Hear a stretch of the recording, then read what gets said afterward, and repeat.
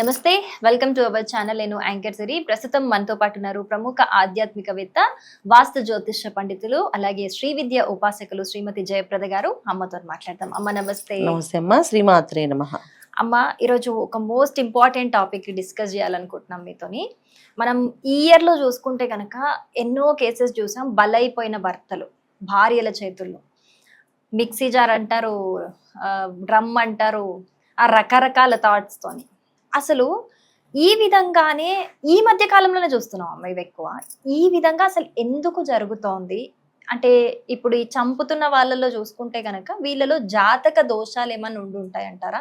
అంటే జాతకం సెట్ అవ్వకుండా పెళ్లి చేసుకోవటము, లేకపోతే వాళ్ళ కర్మ ఫలితాలు అసలు ఏ విధంగా చూసుకోవచ్చు? ఇది ఒక టాపిక్ లో మాకు ఒక ఐడియా వచ్చింది. ఏంటి అని అంటే, దీన్ని బేస్ చేసుకొని అసలు ఏ రాశి వారికి ఏ రాశి వారిని చేసుకుంటే బాగుంటుంది జీవితం అనేది ఒక 12 రాశులకు సంబంధించి ద్వాదశ రాశుల గురించి చేద్దాము అని అనుకున్నాము. సో ఈ రోజు ఆ వీడియో చేద్దామమ్మా. మీ ఒపీనియన్ ఏంటి? తప్పకుండా. అంటే చాలా మంచి విషయం ఇది. అయితే ఇది చంపడం అనేది కొంచెం బాధాకరమైన విషయమే. ఎందుకంటే ఇలా ఎందుకు తయారవుతున్నారు అనే దానికి జాతకంలో ఉండే గ్రహస్థితులు బట్టి ఉంటుంది. కొన్ని విషయాల్లో కొన్ని ప్రారంధ కర్మలు అనుభవించాల్సిన రాక్షసత్వాలు ఉన్న లక్షణాలు కూడా ఉంటాయి. ఇంకొకటి ఏంటంటే, జాతకంలో ఒక్కొక్కరికి కొన్ని సైకాట్రిస్ట్గా కొన్ని ప్రాబ్లం ఉంటాయి. అంటే వాళ్ళ మెంటల్గా కొన్ని ప్రాబ్లమ్స్ ఉన్న వాళ్ళు ఉంటారు. సో మనం జాతకాన్ని పూర్తిగా పరిశీలిస్తే అమ్మాయి క్యారెక్టర్ ఎటువంటిది, అబ్బాయి క్యారెక్టర్ ఎటువంటిది, వాడు ఈ అబ్బాయి ఎలాంటి లక్షణాలు కలిగిన అంటాడు, ఏ సమయంలో ఎలా ఉంటాడు అనేది జాతకంలో తెలుస్తుంది. అలాగే అమ్మాయి జాతకంలో కూడా ఈ అమ్మాయి ఎలాంటి కేటగిరీ అమ్మాయి, సో ఏ జీవితంలో ఏ సాధిస్తుంది, ఏదైనా ఇబ్బంది పెట్టే సిచ్యువేషన్స్ కూడా నడుస్తాయా అనేది కూడా జాతకంలో తెలుస్తుంది. సో మన జాతకాలను పూర్తిగా పరిశీలించాలి. ఇప్పుడు అందరూ ఏంటంటే, జాతకం చూడండి కలిసిందా, వివాహం చేసుకోవచ్చు అని అడుగుతారు తప్ప అమ్మాయి క్యారెక్టర్ కరెక్ట్గా ఉందా, అబ్బాయి క్యారెక్టర్ బాగుందా అని ఎవరు అడగరు. సో ఎవరు అడగరు, ఎవరు డిస్కస్ చేయరు. జాతకంలో ప్రతిదీ తెలుసుకోవాల్సిన ఏంటంటే, వాళ్ళిద్దరు కలవడమే కాదు, ఇద్దరు ఆలోచనలు కూడా బాగున్నాయో లేదు చూడాలి. ఏ ఒక్క ఆలోచన బాగుంటేనే ఆ ఆలోచన వల్లే వాళ్ళు ముందుకెళ్ళగలుగుతారు. ఇద్దరిలో ఎవరికైనా ఒకరికి నెగిటివ్ ఆలోచన ఉంది అంటే ఖచ్చితంగా ఇంకొకరికి అది ఎఫెక్ట్ అవుతుంది. అయితే ఇక్కడ 2 రకాలైన విషయాలు ఉంటాయి. ఇద్దరికి ఆలోచనలు నెగిటివ్ ఉన్నప్పుడు నెగిటివ్ సిచ్యువేషన్స్ ఫేస్ చేయాలని రూల్ ఉండదు. ఒకరు ఆలోచిస్తే ఇంకోళ్ళు ఆలోచిస్తుంటారు. సో ఇద్దరు పాజిటివ్ ఉన్నప్పుడు ఆ పాజిటివ్నెస్ ఇద్దరికి మంచిగా చేయొచ్చు, చెడు చేయొచ్చు.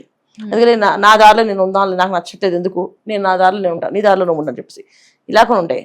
కానీ చంపేంత గుణం రావాలి అంటే అది ఖచ్చితంగా జాతకంలో దోషాలు ఉన్నట్టు లెక్క, బాగా తీవ్రంగా ఉన్నది ఒకటి. రెండోది కలియుగం. ఈ కలియుగంలో ఏంటంటే ప్రారంధ కర్మలు ఎక్కువగా ఉంటాయి, పాపకర్మ ఎక్కువగా ఉంటుంది. సో పాపం చేయడానికే జన్మ వాళ్ళు తీసుకుంటూ ఉంటారు కొన్ని జన్మలు. ఆ పాపం యొక్క ఫలితం కూడా వీళ్ళకి పనిచేస్తుంది. సో ఇవన్నీ మనం చూసుకోవాల్సింది ఏంటంటే, ఫస్ట్ పెళ్ళవక ముందే అమ్మాయి జాతకం పూర్తిగా అనాలిసిస్ చేసి ఈ అమ్మాయికి ఎలాంటి హస్బెండ్ వస్తే బాగుంటుందని తల్లిదండ్రులు తెలుసుకోవాలి. అలాగే అబ్బాయి జాతకం కూడా పూర్తిగా తెలుసుకొని ఎలాంటి అమ్మాయిని తెచ్చుకోవాలి అనేది వీళ్ళు తెలుసుకుంటే ఆ కొన్ని లక్షణాలను బట్టి మీరు వెతుక్కోవచ్చు. వీళ్ళు ఏం చేస్తారు, కంప్లీట్గా అమ్మాయి నచ్చాక అప్పుడు జాతకాలు చూపిస్తుంటారు. అసలు ఎలాంటి అమ్మాయి కావాలని ఫస్ట్ క్లారిటీ వీళ్ళు తీసుకోరు. ముందు చూసుకుంటారు, బ్యాక్గ్రౌండ్ కావాలంటారు, ఆస్తి అంతస్తులు చూస్తారు. ఇవన్నీ కాదు, అబ్బాయికి మంచి గుణం ఉందా లేదా, అబ్బాయికి ఎలాంటి అమ్మాయి కావాలి, అమ్మాయి మంచి గుణవంతురాలా కాదా, ఈ అమ్మాయికి ఎటువంటి అబ్బాయి వస్తాడు అని చెక్ చేసుకుంటే 100% ఈ ప్రాబ్లమ్స్ రాకుండా బయటపడే అవకాశం ఎక్కువ ఉండడమే పెద్ద విషయం ఈ రోజుల్లో. ఖచ్చితంగా కదా. అందుకని సో మనం చూసుకోవాల్సింది ఏంటంటే, ఖచ్చితంగా ఈ కంపేటబిలిటీ అనేది ఏవో పాయింట్స్ కింద చూస్తారు, పాయింట్స్ కాదు, లక్షణాలతో చూడాలి. సో ఈ రోజుల్లో కావాల్సింది లక్షణాలు అలా అనమాట. అమ్మ, తర్వాత రాశి ధనస్సు. మరి ధనస్సు రాశి వారికి ఏ రాశి వారిని చేసుకుంటే బాగుంటుంది అంటారు? వాళ్ళకి అండర్స్టాండింగ్ అంతా కుదురుతుంది అంటారు? ధనస్సు రాశి వాళ్ళకి అధిపతి గురువు. సో ఆ రాశిలో ఉండే లక్షణాలు ఎలా ఉంటాయంటే, వీళ్ళు ఎప్పుడు కొన్నా తన ఫ్యామిలీకి ఫస్ట్ ప్రయారిటీగా ఇస్తారు. అది మనసులో ఉంటుంది, బయటికి చెప్పరు. వీళ్ళ మనసులో ఏంటంటే ఫస్ట్ ప్రయారిటీ ఫ్యామిలీయే, కానీ బయటికి మాత్రం డబ్బుకి ఫస్ట్ ప్రయారిటీ లాగా ఉంటారు. సో సంపాదించడమే ఫస్ట్ ప్రయారిటీ. ముందు లేచి పని చేయాలి. అదో లైఫ్లో ఎంజాయ్ చేయాలని అనుకోరు, పాపం లైఫ్లో తిరగాలనుకోరు. వరల్డ్ ట్రిప్స్ వెళ్ళాలి, బయటికి వెళ్ళాలి, సినిమాలకు వెళ్ళాలి, షికార్లకు వెళ్ళాలి, ఇది ఎంజాయ్ చేయాలి, అది ఎంజాయ్ చేయాలి ఏం అనిపించదు. ఉంటే స్నేహితులతో మాట్లాడతారు. స్నేహితులు ఎవరైనా పాత స్నేహితులు, చిన్నప్పుడు స్నేహితులు ఏమైనా కబుర్లు కాస్త ఫోన్ చేసి ఇలా మాకు గుర్తు చేస్తే ఉండు అలా చేస్తారు, ఒకసారి కలుద్దాం అంటే కలుద్దాం. అలా స్నేహితుల కోసం ఏదైనా అడిగితే ఆ టైంలో ఒకసారి వెళ్దాం అంటే వెళ్తా తప్ప ఫస్ట్ ప్రయారిటీ పని పని పని పని పని వర్క్ మీద ఎక్కువ ఉంటుంది. ఆ వర్క్ చేయడం వల్ల అర్థం ఏంటంటే తన ఫ్యామిలీ ఎప్పుడు కూడా డిగ్రేడ్ అవ్వకూడదు, ఫ్యామిలీ ఎప్పుడు కింద ఉండకూడదు, నేను సంపాదించుకోవాలి. ఎందుకంటే జనరల్గా ధనుసు రాశి వాళ్ళు ఎడ్యుకేషన్ చాలా తక్కువగా ఉంటుంది ఎప్పుడు కూడా. ఈ రాశిలో ఎప్పుడు కూడా ఏంటంటే చదువుకునే వాళ్ళు తక్కువ మంది, ప్రొఫెషనల్ గా సక్సెస్ అయిన వాళ్ళు ఎక్కువ మంది. లైక్ బిజినెస్ గా ఓన్ ప్రొఫెషనల్స్ గా క్యాటరింగ్ అనుకోండి, తర్వాత హోటల్స్ అనుకోండి, ఇంకా వేరే ఏవైనా సరే ఒక ఏదైనా బిజినెస్ లో చేయడంలో వీళ్ళు ముందు ఉంటారు. ఎందుకంటే వ్యాపారం చిన్నప్పటి నుంచి సంపాదన వాళ్ళకి. ధనుసు రాశిలో పుట్టిన వాళ్ళ ఆలోచన విధానం ఏంటంటే చిన్నప్పటి నుంచి వాళ్ళు రూపాయి ఎలా సంపాదించాలి, మా నాన్న ఎంత కష్టపడతారు, మా అమ్మ ఎంత కష్టపడుతుంది, సో డబ్బులు ఇలా వాడదాం, ఇంత ఖర్చు పెట్టాలి. చాలా మంది చదువుకున్నప్పుడు కూడా వాళ్ళు కాలేజీ కూడా లెక్కేసుకుంటారు, ఈ కాలేజ్కి ఎంత ఫీజు కట్టాలి, ఈ కాలేజ్కి ఇంత తక్కువ ఫీజు, ఇక్కడ సరిపోతుంది, డిగ్రీ సరిపోతుంది కదా, అక్కడ ఎందుకు చేయాలి అని చెప్పాలి అనే ఆలోచన వాళ్ళకు ఉంటారు. సో ప్రయారిటీ ఫస్ట్ వీళ్ళు ధనుసు రాశి వాళ్ళు ధనానికి ఎక్కువ ప్రయారిటీ ఇస్తారు. దానివల్ల ఏంటంటే ఎదుటి వాళ్ళకి కమర్షియల్ గా కనిపిస్తారు, ఏ ఎమోషన్స్ లేవు వీళ్ళకి, ఓన్లీ డబ్బు డబ్బు అని చెప్పి అని అనుకునే తత్వం ఎక్కువగా ఉంటుంది, ఏది ముఖ్యంగా భార్యాభర్త మధ్యలో. సో కరెక్ట్ అయిన అండర్స్టాండింగ్ వైఫ్ రాకపోతే ఇక వీళ్ళకి రోజు చుక్కలు. ఇంకా అది ఒక అండర్స్టాండింగ్ ఉన్న అమ్మాయి వస్తే మాత్రం 100% హ్యాపీ, చాలా హ్యాపీ లైఫ్ ని రీచ్ చేయగలుగుతారు, ఇబ్బంది అయినది. వీళ్ళు అర్థం చేసుకునే మనస్తత్వం గల అమ్మాయి అదృష్టం. జాతకంలో 90% ధనుసు రాశి వాళ్ళకి అనుకూలంగా ఉన్న అమ్మాయి వస్తుంది, అది 100% అదృష్టం ఉంది. చూడండి, చిన్నప్పటి నుంచి కష్టపడే వాళ్ళకి భగవంతుడు మంచి చేస్తుందా, వీళ్ళు చిన్నప్పటి నుంచి కష్టపడతారు ధనుసు రాశి వాళ్ళు. అందువల్ల ఏంటంటే వీళ్ళకి మాక్సిమం మంచి హస్బెండ్ మంచి వైఫే వచ్చే వాళ్ళ అవకాశం ఉంది. కాస్త చిన్న చిన్న మనస్పర్ధలు తప్ప పెద్ద మేజర్ ఇష్యూస్ ఏ ఉండవు ధనుసు రాశి వాళ్ళకి. Maximum family life happy life ధనుసు రాశి వాళ్ళకి ఉంటుంది. అయినప్పటికీ కూడా మ్యాచ్ అయిన రాశి చెప్పుకోవాలి కదా మనం, అన్ని రాశులు చెప్పుకున్నట్టుగా ధనుసు రాశి వాళ్ళకి కూడా మ్యాచ్ అయిన రాశి చెప్పుకోవాలి. సో ధనుసు రాశి వాళ్ళకి మ్యాచ్ అయిన రాశి అని అంటే మనం తీసుకుంటే మేష రాశి తీసుకోవాలి. సో ధనుసు రాశి వాళ్ళకి మేష రాశి బాగా మ్యాచ్ అవుతుంది. ఎందుకంటే వీళ్ళు ఎంత డబ్బు ఉన్నా వాళ్ళు కొంచెం అగ్రెసివ్ గా ఎమోషన్ గా ఉంటారు వాళ్ళు. సో వాళ్ళ డబ్బుకి ప్రయారిటీ ఇస్తారు, వాళ్ళ పనికి ప్రయారిటీ ఇస్తారు, వాళ్ళకి ప్రయారిటీ ఇస్తారు. ఎందుకంటే ఈయన కష్టపడేది ఎవరి కోసం, ఫ్యామిలీ కోసం. పొద్దున్న సాయంత్రం దాకా రాత్రి దాకా చేస్తుంటారు అని చెప్పి ఈ మేషరాశి వాళ్ళకి అగ్రెసివ్ గా కాస్త మొండితనం. అంటే వీళ్ళకి ధనుసు రాశి వాళ్ళకి చాలా కోపం ఎక్కువ ఉంటుంది. కోపం వచ్చినప్పుడు మాట్లాడేటప్పుడు కొన్ని లాంగ్వేజెస్ అసలు మనం వినలేం, అలా తిడతారు. సో దాన్ని బ్యాలెన్స్ చేయాలన్నా, 2 తిట్లు తిట్టాలన్నా. ఇప్పుడు హస్బెండ్కి వైఫ్కి ఫుల్ రైట్స్ ఉంటాయి, తిట్టుకున్నా కొట్టుకున్నా. ఏంటి మేషరాశి వాళ్ళు తిట్టగలరు, రివర్స్ కొట్టగలరు కూడా. ఒక గుద్దు అన్నం పడి పెట్టగలరు. మాట ఆపబుద్ధి ఫస్ట్ పొద్దులేస్తే చాలు నోట్లో అన్ని మాటలు వస్తాయి నీకు అని చెప్పి గట్టిగా తిట్టి 4 మాటలు మాట్లాడి నోరుని కంట్రోల్ పెట్టించి ఫుడ్ పెడతారు.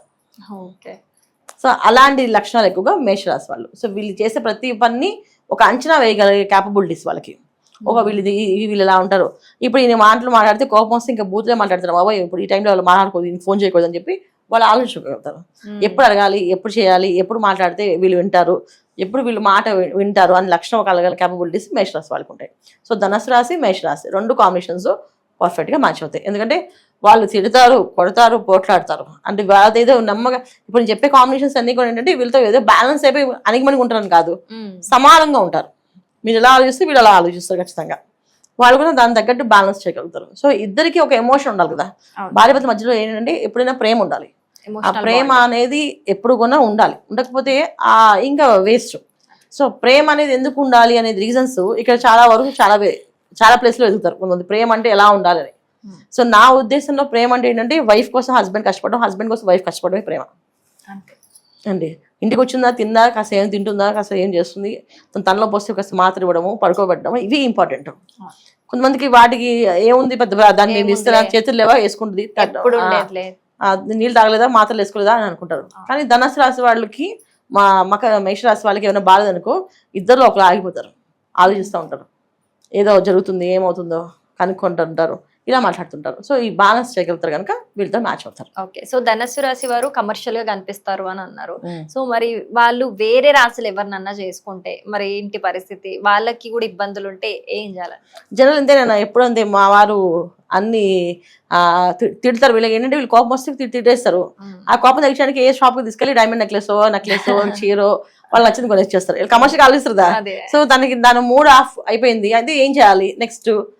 ఏం లేదు, షాప్ సాయంత్రం కామ్గా తీసుకెళ్దాం అని చెప్పి కార్ ఎక్కి కూర్చొని చెప్పి తీసుకెళ్తారు, షాప్ తీసుకెళ్తారు. కొంతమంది కొనిస్తారు, కొంతమంది ఏంటంటే తెచ్చిస్తారు. నచ్చకపోయిన అవసరం లేదు, వాళ్ళు నచ్చింది తెచ్చేస్తారు డైరెక్ట్ వెళ్ళి. తెచ్చిస్తారు. బంగారు రింగులు వచ్చాయి, ఒక రింగులు తీసుకొచ్చి ఆ రింగ్స్ తీసుకొచ్చి బంగారం ఇంటే ఎవరికి ఇష్టం ఉండదు, ఇది బాగానే ఉండదు అని చెప్పేసి తీసుకొని ఆ రింగ్స్ తీసుకొచ్చి గిఫ్ట్ గా ఇచ్చేస్తాను. ఇచ్చేసిన కోపం మొత్తం మర్చిపోతారు. సో ధనుసు రాశి వాళ్ళు 90% ఫ్యామిలీ లైఫ్ ని మేనేజ్ చేయగలరు, కేపబిలిటీస్ ఉంటాయి. కాకపోతే అండర్స్టాండింగ్ ఉంటే వాళ్ళ ఆలోచనతో వీళ్ళు మ్యాచ్ అయితే ఇంకా బండి ఫాస్ట్ గా ముందుకెళ్లే అవకాశం ఎక్కువగా ఉంటుంది. సో వీళ్ళిద్దరూ హ్యాపీగా ఉంటారు. ఇప్పుడు ధనుసు రాశి వాళ్ళకి ముఖ్యంగా ఏంటంటే భార్య ఏడవకూడదు. భార్య ఏడిస్తే కలిసి రాదు వాళ్ళకి.